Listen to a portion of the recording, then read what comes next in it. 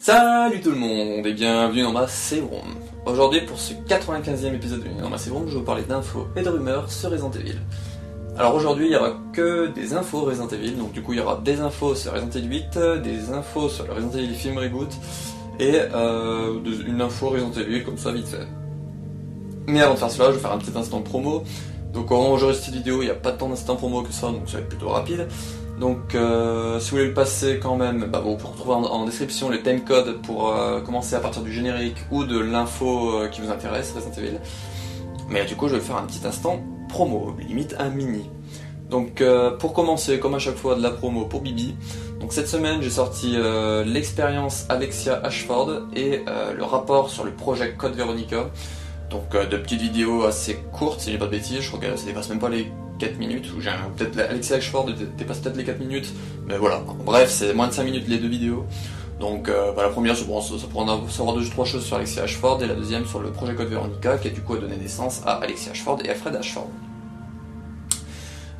Si vous voulez, il y a d'autres épisodes, donc cela c'est la sixième expérience et le sixième rapport.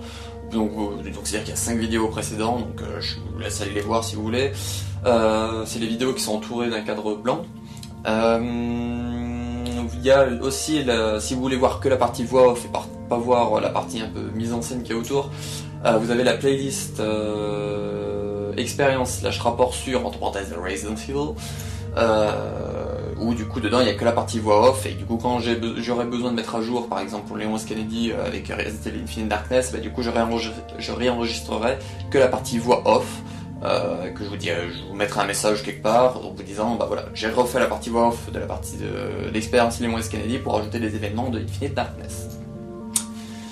Et pour terminer l'instant promo, comme je vous ai dit c'est un mini très court, l'ami Golgotha, donc anciennement Hellskide, a fait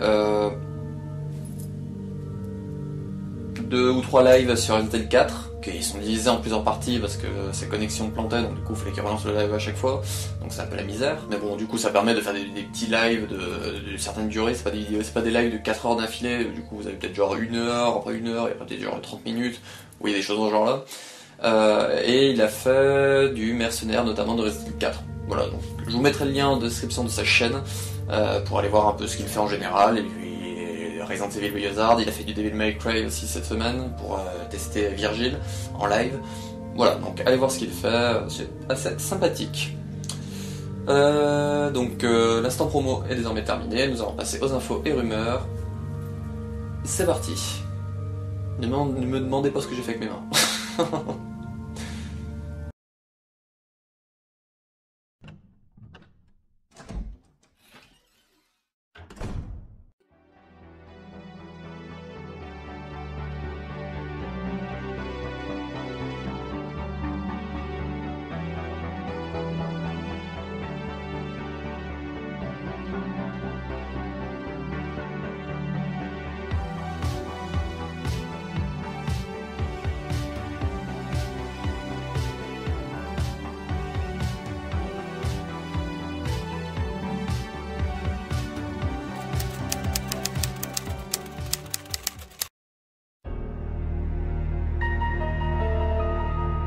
Les infos Resident Evil 8, donc alors avant de parler des infos vraiment officielles, là je voulais faire une petite aparté, j'en ai fait une déjà la semaine dernière et j'en refais une, les leaks.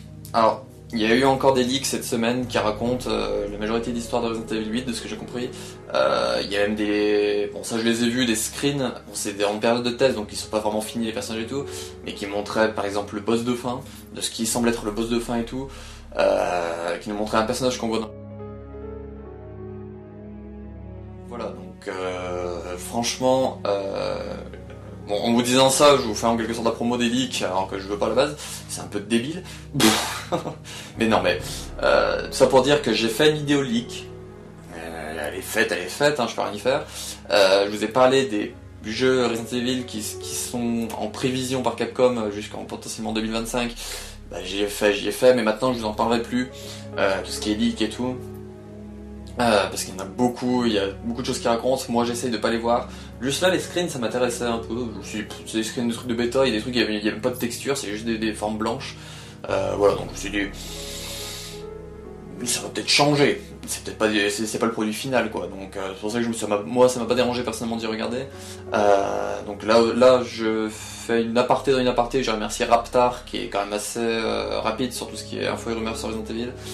Il partage assez souvent sur Nestadis et je le remercie. On a parlé dessus du coup, donc je te remercie Raptar si tu passes par là. Mais voilà, donc attention aux leaks.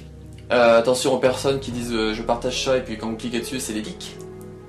Je sais qu'il y en a qui s'amusent à le faire.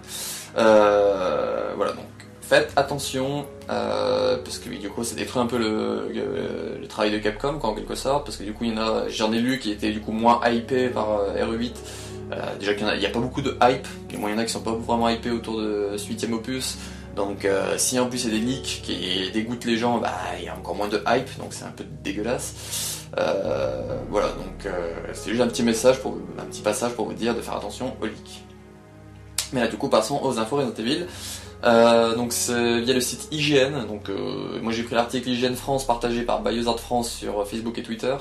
Donc il y a une interview de Peter Fabiano, donc il y a 2 paragraphes sur lui. Donc le premier: nous sommes vraiment impatients que les fans découvrent l'expérience Resident Evil Village, donc Resident Evil 8, quand il sortira en 2021. Nous pensons que c'est l'accumulation des meilleurs éléments des jeux Resident Evil des 25 dernières années, avec tout ce que les fans adorent, sur ce survival horror parsemé d'action et de nouvelles surprises. Bien entendu, il y a tout plein d'énigmes à résoudre et de mystères à dévoiler.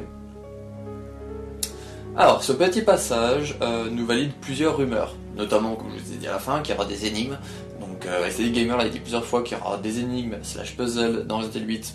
Peter Fabiano semble nous le dire. Qu'est-ce qu'il y a d'autre? L'accumulation de tout ce qui fait Resident Evil, du coup, dans le même épisode. Donc c'est, on va dire, l'apogée, en quelque sorte, de ce que je comprends. C'est genre le Avengers Endgame de Resident Evil. Donc j'espère voir d'autres personnages, c'est vraiment ça. Débarquer avec des gros portails orange. Non, ça c'est un trip chelou. Donc ça c'était quelque chose qu'ils avaient dit au Tokyo Game Show, si j'ai pas de bêtises. Donc là je vous renverrai vers mes vidéos spéciales Resident Evil 8, 2 ou 3. Je sais plus laquelle des deux, mais c'est une des deux. Où du coup il parlait que Resident Evil 8 devrait comporter plusieurs choses et être beaucoup lié au lore de Resident Evil comparé à Resident Evil 7. Donc là c'est grosso merdos qui nous le dit un peu. Voilà, donc ça c'était pour le premier paragraphe. Le deuxième, donc on espère que les fans vont s'amuser en explorant le village enneigé et isolé, dans lequel Resident Evil Village prend place, où des ennemis inédits dans la licence les attendent. Donc les Beastmen, potentiellement loup-garou quoi. Les joueurs vont une fois de plus incarner Ethan Winters, vivant plus en avant l'histoire débutée avec Resident Evil 7 Biohazard. Les nouvelles technologies nous permettent d'immerger les joueurs comme jamais auparavant, pour ce que nous espérons être le Resident Evil le plus flippant à ce jour. Le village enneigé, on l'a vu de partout, donc je vois pas pourquoi je veux réagir dessus. Les nouveaux ennemis inédits, techniquement, c'est bien d'avoir des ennemis inédits dans un nouvel opus, parce que sinon après ça sent le réchauffer. Alors j'essaie de lire, incarné Ethan Winters, on le savait malheureusement. Yes. Plus en avant l'histoire de Resident Evil 7. Si on continue son histoire à lui, ça a l'air logique en quelque sorte. Donc les nouvelles là par contre c'est le passage intéressant. Donc les nouvelles technologies nous permettent d'immerger les joueurs comme jamais auparavant. Pour ce que nous espérons être le Resident Evil le plus flippant à ce jour. Donc je vous avais parlé la semaine dernière, ou il y a 2 semaines, voire 3 semaines, les Gamer qui avait dit que les premiers retours de Resident Evil Village, les gens disaient qu'ils faisaient trop peur et qu'ils du coup arrêtaient d'y jouer. Donc du coup Capcom ont dû essayer de trouver une espèce de petite balance entre la peur et l'envie de jouer. Donc ceux qui aiment frissonner devraient frissonner du coup techniquement. Parce que si c'est le Resident Evil le plus flippant à ce jour, je pense qu'ils ont dû quand même être un peu la dose. Moi qui n'aime pas avoir peur, je sens que je vais adorer. Pourquoi tu peux Resident Evil, t'aimes pas la peur?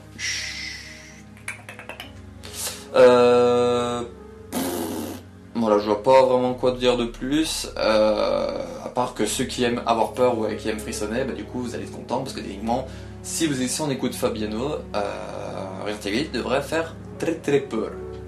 Je suis un très manoir et qui fait très très peur. Je suis on fire aujourd'hui. Et accompagné avec cet article, nous avons 3 photos. Donc la première que vous voyez en ce moment, c'est le château, donc une vue du château, je crois pas qu'on l'a vu cette vue-là, avec des oiseaux, donc potentiellement des corbeaux qui volent autour. Je trouve cette image super sympa, je trouve avec le château qui fait quand même assez Dracula, sauf que là c'est des corbeaux, alors techniquement ça devrait être des chauves-souris. À moins que j'ai mal vu que c'est des chauves-souris, mais pour moi j'ai vu des corbeaux. Donc ça je trouve ça super sympa, ça fait un petit rappel à tout ce qui est Dracula, les contes. Vu que Aesthetic Gamer a dit que ça se basera beaucoup sur les contes un peu transylvaniens, donc techniquement Dracula, les trucs comme ça. Bah voilà, je pense que c'est un... Franchement, je pense vraiment que c'est des corbeaux. On les souvient sûrement des corbeaux, mais du coup ils ont voulu faire ce rappel du château avec normalement les chauves-souris qui volent, mais sauf que là ce sera des corbeaux. Voilà, donc je blablate pendant 10 minutes sur une photo. La deuxième, donc nous avons un Beastman. Les loups-garous, mais bon, UKC Gamer et d'autres l'appellent les Beastmen, je les appelle les Beastmen. Donc dans la neige, alors je sais pas si c'est moi, mais j'ai l'impression qu'il y a un animal crevé à côté. Genre il est en train de se faire un petit casse-dalle dans la neige. Je pense que c'est le premier qu'on va croiser après l'accident d'Ethan. Donc si vous avez vu le deuxième trailer, Ethan, du coup on croit voir qu'il a un accident de voiture et qu'il se promène dans le village, qu'il va se promener le long d'une route et qu'il va trouver le village. Je pense vraiment que ce Beastman là, ce sera celui qu'on va croiser le premier. Ce sera le premier Beastman qu'on va croiser, donc potentiellement s'il est en train de bouffer quelque chose, je vois bien un rappel à Resident Evil 1, voire 2 remakes, je crois que c'est dans le remake aussi, où il y a la première créature qu'on croise, elle est en train de bouffer, puis d'un coup elle lève la tête doucement pour nous regarder, ou tourne la tête pour le premier. Donc là je pense qu'ils vont peut-être nous faire un des rappels du coup aux anciens Resident Evil avec cette scène là, parce que pour moi il y a quelque chose dans la neige, mais j'arrive pas vraiment à voir ce que c'est, mais pour moi c'est vraiment un animal mort qu'il est en train de bouffer. Voilà, donc ça pourrait être sympa que genre on a la scène où il est comme ça et puis il fait... Wouh. Voilà, et la dernière image c'est celui qu'ils appellent le Gorilla Man, donc c'est le gros bourrin qui a vraiment un look qui ressemble au bourreau de Resident Evil 5. Donc là aussi c'est potentiellement un autre appel qui, comme Fabiano nous disait, sera ce que les fans adorent de Resident Evil, tic tac boom. Donc là du coup on a ce petit Gorilla Man avec sa espèce de grosse hache. Il est moche. Oui, c'est vrai que je cherche pas des monstres pour la beauté, mais les Beastmen sont moches aussi, mais celui-là il est bizarre. C'est quoi ce Beastman Alpha avec toute sa crinière, on dirait un petit lion et tout. Je sais pas, il l'appelle le Gorilla Man, mais je sais, mais c'est pas un Gorilla Man, c'est un Lion Man. C'est un lion avec un corps humain. Il a une crinière quoi sur la gueule, c'est pas comme les Beastmen qui ont 3 poils qui se courent après. Lui c'est vraiment une crinière, quoi, c'est une touffe. Il pourrait rendre Carlos jaloux. Voilà, donc ça c'est tout ce que j'avais sur Resident Evil pour aujourd'hui. Donc en 2021, donc potentiellement en septembre 2021, comme je vous disais la semaine dernière, devrait sortir le film Resident Evil Reboot. Donc là j'ai du coup, on va dire 2 infos, mais je vous mets tout dans la même info. C'est parti.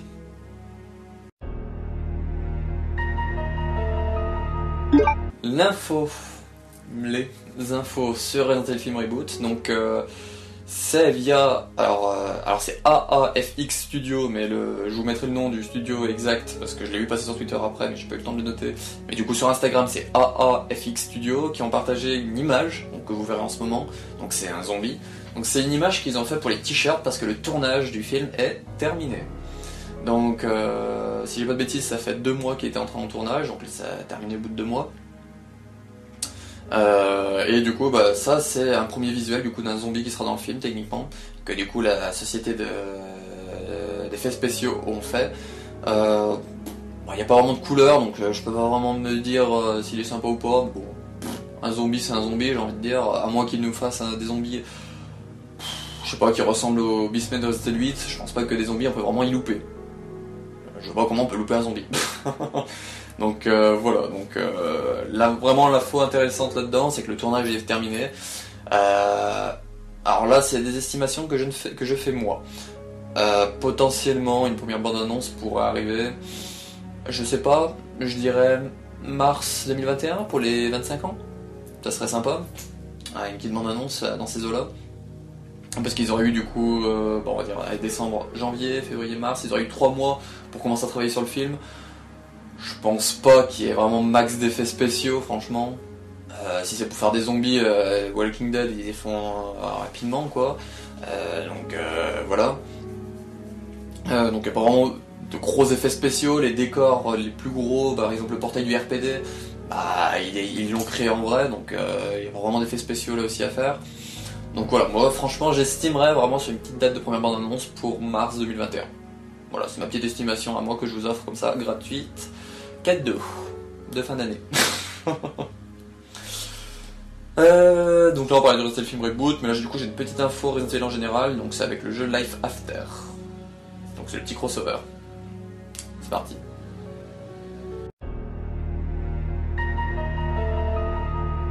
Donc la petite info Resident Evil, comme je vous disais juste avant, donc c'est lié avec le jeu Life After, donc c'est une petite vidéo de, on va dire, gameplay, où on voit Léon et Ada qui combattent des créatures du jeu Life After, qui sont en moto à un moment même. Léon conduit Ada derrière et ils aident une personne qui s'est attaquée par des monstres et tout. Donc la vidéo vous pouvez la retrouver sur la chaîne Biohazard France, c'est pour ça que je vous la mets pas là en fond parce que c'est eux qui la font, donc allez voir directement sur leur chaîne, ça leur fera un peu de visibilité. Donc la chaîne Biohazard France, je vous mettrai le lien en description. Ce que j'ai à dire dessus, les animations de déplacement sont dégueulasses. Je sais que c'est un jeu mobile, hein. Non, je crois que c'est un jeu mobile. Hein. Je sais que c'est un jeu mobile, mais bon, les personnages ils ont un balai dans le cul, ils sont tout droits, ils avancent comme ça, pour se déplacer sur le côté, à un moment on voit Léon qui tire, ils sont de dos, Léon et Ada, et on voit Léon qui tire, pour se déplacer de côté, il fait ça. Au lieu de faire, il fait. Voilà, c'est pas fou. Les trucs sympas, donc c'est les ABO de Resident Evil, donc on voit les chiens zombies. C'est pas des cerbères, techniquement, ça se passe une partie Raccoon City, donc c'est les chiens zombies. Si vous voulez savoir la différence, je vous renvoie vers l'expérience chien loup contaminé dans Resident Evil. C'est la vidéo dans les vidéos 80, je crois que je l'ai faite. Donc je vous dis la différence entre un cerbère et un chien zombie. Donc là du coup c'est des chiens zombies, on a Birkin stage 2, on a le T103 qui est nommé Mister X, Nemesis et le bourreau dans Resident Evil 5. Donc ça je trouve ça sympa quand même de voir ces 4 mastodontes côte à côte qui combattent des petits hommes. Sachant qu'un peut tuer, par exemple Nemesis peut les tuer tous les 4 d'un coup, là aller voir le bourreau, le T103 Mister X et Birkin Stage 2 ensemble, côte à côte, ça pue un peu. Je pense que le combat n'est pas très équilibré, ou sinon ils ont nerfé de fou les ABO. Mais voilà, et puis du coup il y a aussi le hall du RPD qui est la version du hall de Resident Evil 2 Remake original, Resident Evil 3 original aussi, parce que les portes comme elles sont faites et tout, c'est les originaux. Voilà, donc ça c'est tout ce que j'avais à dire un peu pour la petite info Resident Evil. Voilà, je voulais réagir un peu à cette petite session de gameplay, mais je voulais pas faire une vidéo non plus dessus, sinon on va faire une vidéo de 3 minutes qui sert à rien. Donc, et voilà, c'est terminé pour ce 95e épisode de Bienvenue dans Massive Room et le 45 d'Info Rumeurs sur Resident Evil, j'espère que ça vous aura plu. La semaine qui arrive, alors normalement il y aura beaucoup de contenu, minimum 4 vidéos, donc il y aura une expérience, un rapport, une vidéo spéciale Noël et soit un Info Rumeurs, soit une vidéo bonus. Voilà. Et j'ai travaillé sur une vidéo bilan 2020 qui devrait sortir la deuxième semaine des vacances. Donc la deuxième semaine des vacances, il y aura soit 2 vidéos, donc la bilan et l'info et rumeur, soit 3. Donc la potentielle vidéo bonus s'il y a un info et rumeur cette semaine, et la bilan et l'info et rumeur potentiellement. Voilà, donc j'espère que cet épisode vous aura plu, on se retrouve la prochaine pour un autre épisode, donc soit d'info et rumeur si vous regardez avec les infos et rumeurs, ou soit l'expérience Chris Redfield qui devrait sortir mardi si j'ai pas de bêtises. Et puis bah, ciao.